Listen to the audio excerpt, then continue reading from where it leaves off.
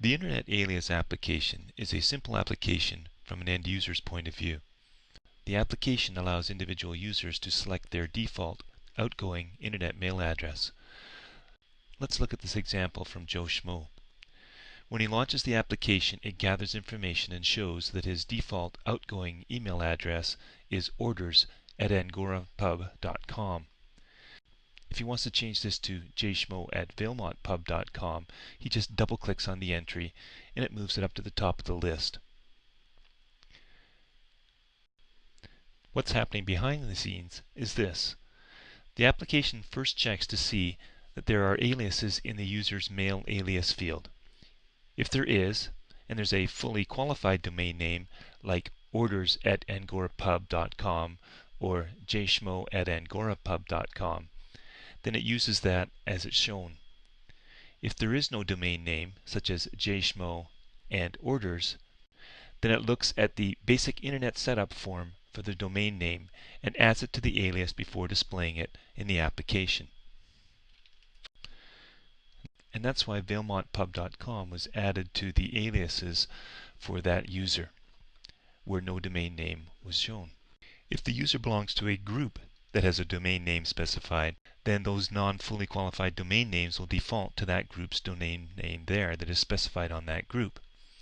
Let's add Joe to a group that is called Springfield Employees.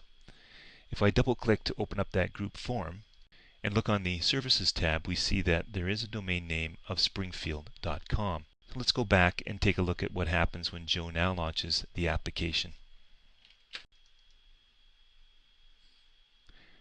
Note now his default domain address is springfield.com, and the jschmo and the orders aliases that had no domain name have now adopted the springfield.com alias. And the final thing is, what if Joe doesn't have any aliases in his internet alias field? In this case, what it'll do is it'll revert to the Advanced Directory Aliases tab and try and determine whether or not there are any aliases that have been created. If so, it uses what's specified. So for example, if we use initials and last name as alias, that's what it'll use. Let's change something a little bit different. Let's use the first initial and client ID as alias. Click on OK. Let's remove all aliases from Joe's Mail Alias tab. We'll launch this application again. And here we see it's his first initial and his client ID along with his group domain that's been added to that particular address. The final thing that we want to look at is what happens if there is no alias set.